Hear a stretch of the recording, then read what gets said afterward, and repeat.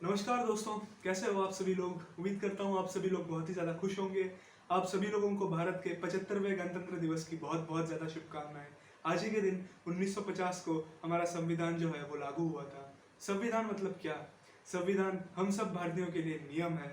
और अगर हम सभी मिलके ये संविधान का जो पहला पन्ना है, जिसे हम प्रेम्बल भी कहते हैं, अगर हम इसका पहले पन्ने को ही सही से फॉलो कर ले तो हमारी जो समाज में 80 से प्रतिशत जो प्रॉब्लम्स है वो ऐसे ही सॉल्व हो जाएंगी। तो चलिए शुरू करते हैं आज का नया वीडियो। आज के इस वीडियो में मैं कोई व्लॉग नहीं करने वाला हूँ। आज के इस वीडियो में मैं सिर्फ अपने मन की बात रखने आया था। जो इन 75 वर्षों में भारत की प्रोग्रेस है, आज उसके बारे में बात करूंगा। तो सबसे पहला point, women safety in India. जब मैं एनसीआरबी का डेटा देख रहा था तो मैं बहुत शॉक्ड रह गया।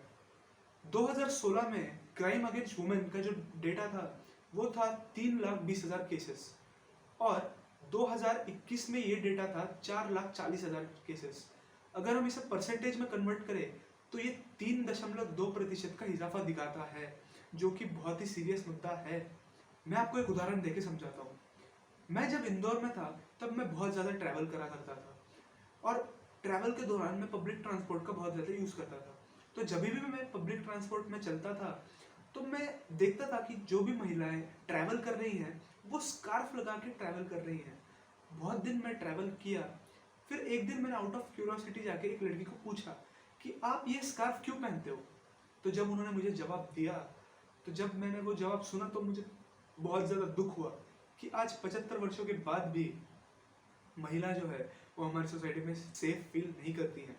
और ये एज ए सोसाइटी हमारे लिए शर्म की बात है कि हम हमारे महिलाओं को एक सेफ एनवायरनमेंट प्रोवाइड नहीं कर पा रहे हैं। और ये अजीब बात इसलिए भी है क्योंकि हम उस धरती से आ रहे हैं जहाँ पे महाराणा प्रताप, छत्रपति शिवाजी महाराज, रानी लक्ष्मीबाई ऐसे महावीर लोगों का जन्म हुआ था। मैं आपको उदाहरण के लिए बताऊं कि छत्रपति शिवाजी महाराज जब उनका कार्यकाल चल रहा था तो उन्होंने वुमेन सेफ्टी और रिस्पेक्ट को टॉप प्रायोरिटी पे रखा था। अगर कोई भी बंदा कोई घिनौनी हरकत करता किसी भी महिला के साथ तो उसके हाथ और पैर दोनों काट दिए जाते थे। तो जब भी कोई भी व्यक्ति कोई भी ऐसी घिनौनी हरकत के बारे में सोचता भी तो उसका जो शरीर है वो कांप जाता। लेकिन आज वो लॉज मुझे दिखते नहीं है। आज जो जस्टिस है वो मुझे दिखता नहीं है। पता नहीं ये क्यों हो रहा है। अगर मैं इसके सोल्यूशंस की बात करूं तो स्ट्रॉन्ग लॉज इंप्लीमेंट करने की ज़रूरत है, जो जिससे कि लोगों में डर पैदा हो।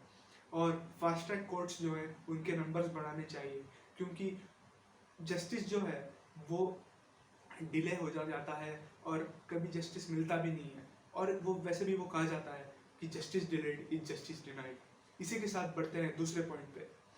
दूसरा पॉइंट है ब्रेन ड्रेन। ब्रेन ड्रेन अब सुनने में काफ़ी अजीब नाम लगता होगा, चलिए कोई नहीं, आपको इसके आसान करके समझाता हूँ।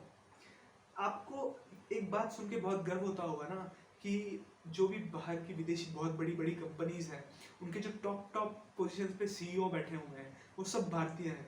फॉर एग्जांपल अगर गूगल का ले लें तो सुंदर पिचाई, माइक्रोसॉफ्ट में है सत्य नडेला, आईबीएम में है अरविंद कृष्णा, और इसमें शनेल में है लीना नायर, और बहुत सारी कंपनीज हैं जहाँ पे आपको जो सीईओज हैं वो भारत के मिलेंगे। तो अगर आप गौर से सोचो तो क्या ये बात गर्व करने वाली है, या फिर ये बात से हमें सोचने में मजबूर कर देती है कि हम हमारे जो टॉप माइंड्स हैं कंट्री के उन्हें हम हमारे कंट्रीज में नहीं रख पा रहे हैं, वो अपॉर्चुनिटीज की खोज में बाहर जा रहे हैं। और इसी से रिलेटेड मेरा अगला पॉइंट है एजुकेशन। Education in India. अभी रिसेंटली एएसईआर ने एक सर्वे किया और उस सर्वे के जो रिजल्ट्स हैं वो बहुत ही ज़्यादा शॉकिंग थे। उन्होंने पाया कि 15 से 18 वर्ष के जो लोग हैं उन्हें जब बेसिक मैथ्स का क्वेश्चन दिया गया तो वो बेसिक मैथ्स का क्वेश्चन सॉल्व नहीं कर पा रहे थे। कुछ कुछ लोग तो ऐसे थे जिन्हें सेकंड क्लास का टेक्स्ट रीड करने के लिए दिया और वो रीड भी नहीं कर पा रहे थे। और कुछ लोग तो ऐसे थे जो रीड तो कर रहे थे लेकिन उन्हें पता नहीं था कि उसका मतलब क्या था। और दिक्कत की बात सबसे बड़ी ये है कि यही यूथ जो है ये आगे चल के हमारे लिए डेमोग्राफिक डिविडेंड का काम करेगी। अब डेमोग्राफिक डिविडेंड क्या है? तो डेमोग्राफिक डिविडेंड मतलब कि हर एक जो कंट्री होती है उसमें 25 से 60 वर्ष के जो आयु के लोग होते हैं उन्हें हम वर्किंग पॉपुलेशन बोलते हैं। अब ये जो वर्किंग पॉपुलेशन है, जिस कंट्री के पास सबसे ज़्यादा होगी उस कंट्री को सबसे ज़्यादा ग्रोथ का चांस होता है। लेकिन हम यहाँ पे देख रहे हैं कि हमारे जो बेसिक एजुकेशन में ही इतने ज़्यादा लूप होल्स हैं, तो ये डेमोग्राफिक डिविडेंड तो छोड़ो, हम एम्प्लॉयमेंट भी क्रिएट कर पाएंगे या नहीं, इस पे ऊपर बहुत बड़ा डाउट आता है। और ये बात सिर्फ स्कूलों की नहीं है, कॉलेजेस में भी आप देखोगे तो जो 80% जो लोग ग्रेजुएट होते हैं वो एम्प्लॉयबल नहीं है। अब ये मैं अपने मन से नहीं बता रहा हूँ, ये सर्वे होते हैं, आप गूगल पे सर्च कर सकते हैं, आपको मिल जाएंगे। इसका मतलब क्या है? इसका मतलब ये है कि जो हमें कॉलेज में सिखाया जा रहा है और जो इंडस्ट्री मांग कर रही है, इसके बीच में बहुत बड़ा गैप है। तो अब इसके सोल्यूशंस क्या है? तो इसके सोल्यूशंस ये है कि हमें हमारा जो जीडीपी का एलोकेशन है एजुकेशन के ऊपर, वो हमें बढ़ाना चाहिए। अभी हम फिलहाल में 2.9% ऑफ द जीडीपी स्पेंड कर रहे हैं एजुकेशन के ऊपर। अगर मैं टॉप कंट्रीज की बात करूं, चाइना, यूएसए, लंदन, तो ये अपनी जीडीपी का 4.4% जो है वो एजुकेशन के ऊपर स्पेंड करते हैं। और हमें जो टॉप इंस्टीट्यूट्स हैं, गवर्नमेंट इंस्टीट्यूट्स, इनके नंबर बढ़ाने चाहिए। मैं आपको एक एग्जांपल, आपको एक क्वेश्चन देता हूँ। आपको जितने भी टॉप इंस्टीट्यूट्स के नाम पता है, आईआईटीज, एनआईटीज, आईआईएम्स, उसके बाद एम्स, इन सब की आप एस्टेब्लिशमेंट की डेट निकालिए और लास्ट 10 से 20 वर्षों में कितने एस्टेब्लिश हुए हैं ये इंस्टीट्यूट, ये आप पता लगाइए। इसी के साथ बढ़ते हैं अगले पॉइंट की ओर। अगला पॉइंट है इकोनॉमिक डिस्पैरिटी। अब इकोनॉमिक डिस्पैरिटी क्या है भाई, समझाते हैं। ये पॉलिटिशियंस लोग आपको बहुत ही एकदम गर्व से बताते होंगे ना कि अभी हम विश्व की 5वीं सबसे बड़ी अर्थव्यवस्था है और 2030 में हम 3री सबसे बड़ी अर्थव्यवस्था बन जाएंगे। तो आपको एकदम गर्व महसूस होता होगा कि भाई हाँ यार, पैसे बढ़ने वाले हैं, हमारे पासपोर्ट का जो पावर है वो बढ़ेगा, मतलब कहीं पे भी वीज़ा लेने की जरूरत नहीं, वीज़ा ऑन अराइवल मिल जाएगा। ऐसे सोचते होंगे। तो क्या वाकई में यही सच्चाई है या कहानी कुछ और ही बयां कर रही है? चलिए समझते हैं। मैं आपको एक डेटा बताता हूँ। भारत का जो टॉप 10% ऑफ द पॉपुलेशन है वो 77% ऑफ द वेल्थ को कंट्रोल करता है। और इससे भी बड़ा डेटा ये है, जो टॉप 1% है वो 70% ऑफ द वेल्थ को कंट्रोल करता है। यानी इसका मतलब क्या है?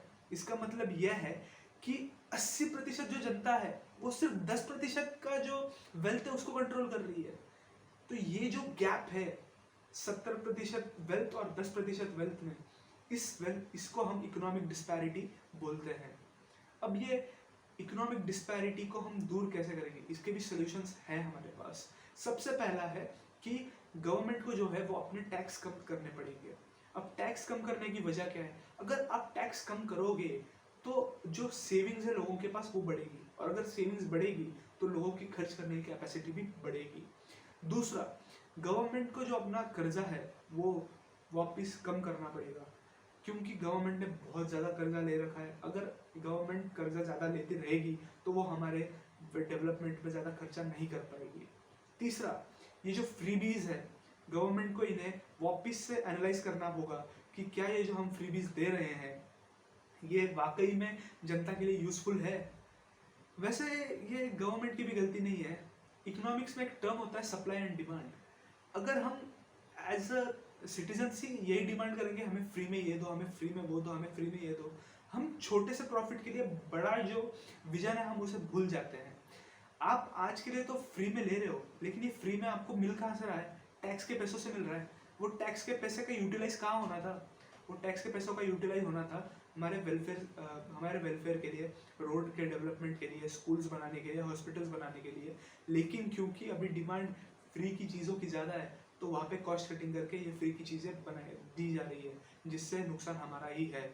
और अगर इकोनॉमिक डिस्पैरिटी को अगर हमें और कम करना होगा तो हमें जॉब्स क्रिएट करनी पड़ेगी। अब जॉब्स क्रिएट कैसे होंगी?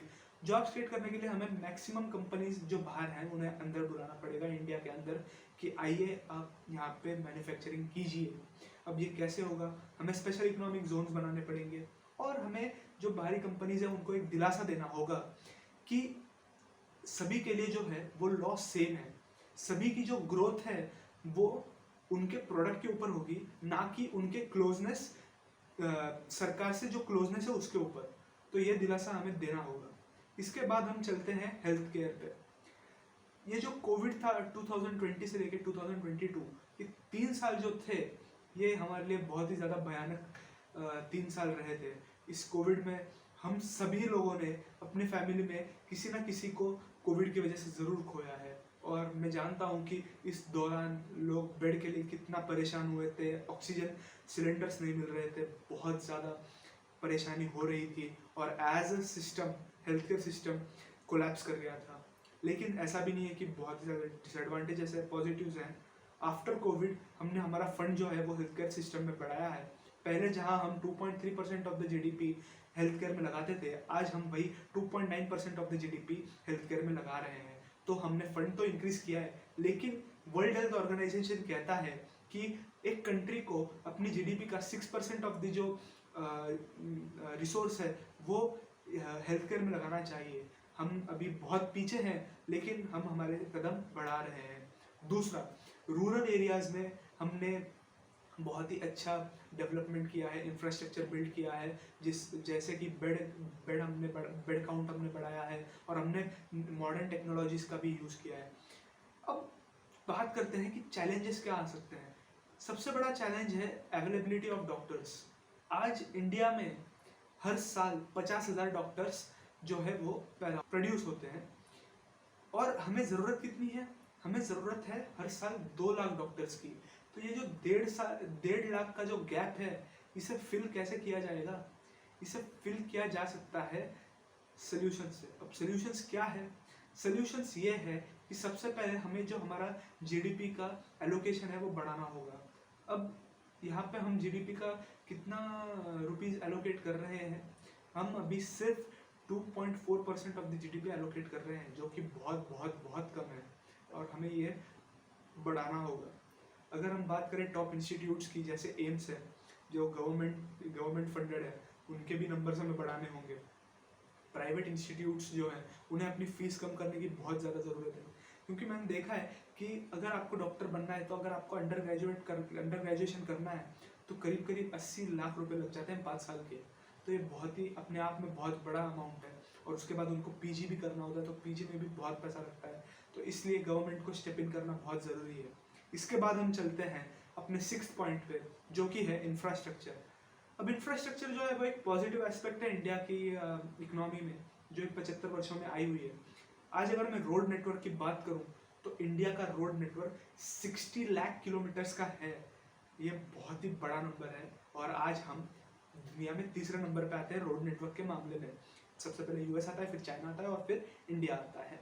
अगर मैं बात करूं रेलवे की, तो हर साल 80 करोड़ पैसेंजर्स जो हैं वो रेल से ट्रैवल कर रहे हैं। अगर मैं बात करूं पोर्ट्स की, तो पोर्ट्स में इंडिया में 12 मेजर पोर्ट्स हैं, और 200 जो पोर्ट्स हैं वो छोटे छोटे पोर्ट्स हैं। अगर मैं वैल्यू एडिशन की बात करूं, तो ये जो पोर्ट्स हैं ये करीब करीब हर साल 9,000 करोड़ का वैल्यू ऐड करके दे रहे हैं हमें। उसके बाद आखिरी पॉइंट पे चलते हैं, डिजिटल इंडिया। डिजिटल इंडिया सबसे बड़ा कदम था भारत की हिस्ट्री में। ये 2015 में लॉन्च हुआ था, और इसके अंतर्गत ब्रॉडबैंड कनेक्शन जो है वो हर गांव में, हर जिले में, हर जगह पे पहुंचाने की कोशिश की गई है। और सबसे बड़ी चीज़ यूपीआई। आज आप, मैं, हम सब यूपीआई यूज़ करते हैं रोज़, चाहे वो छोटे से ठेले वाला हो या बड़े से बिजनेसमैन, सब लोग यूज़ करते हैं आज यूपीआई को। और ये भारत की टेक्नोलॉजी को दर्शाता है, और भारत ने अपने आप को विश्व स्तरीय पे अपने आप को प्रेजेंट किया है, और कहा है कि हाँ, हम भी अपने दम पे कुछ बना सकते हैं, और बहुत ही अच्छा एग्जाम्पल सेट किया है। ये तो थे कुछ पॉइंट्स जो हमने 75 वर्षों में अचीव किया है, लेकिन कुछ और भी मैं बातें शेयर करना चाहूँगा। सबसे पहली बात है कि हम सवाल करना भूल रहे हैं, हम सवाल नहीं कर रहे हैं, और सिर्फ सवाल करने से काम नहीं चलेगा, हमें सही सवाल भी करने होंगे।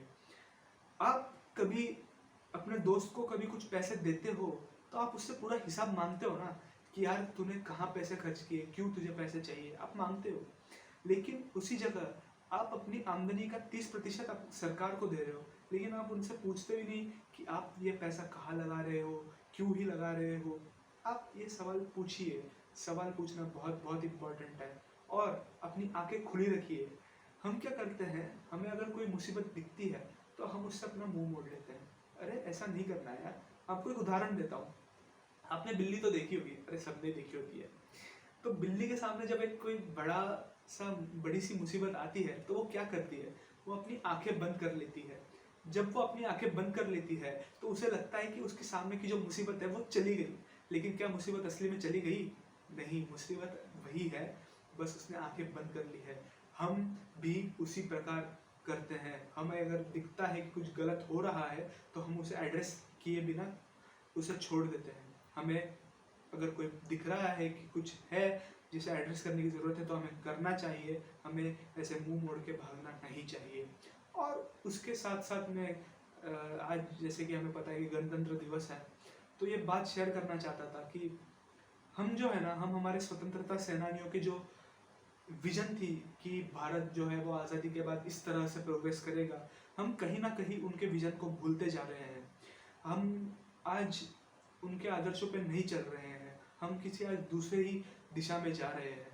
तो मेरा आप सभी से अनुरोध है कि यार, जो हमारे जो स्वातंत्र सेनानी हैं, हम उनके आदर्शों से कुछ सीखें, उनके संघर्षों से कुछ सीखें।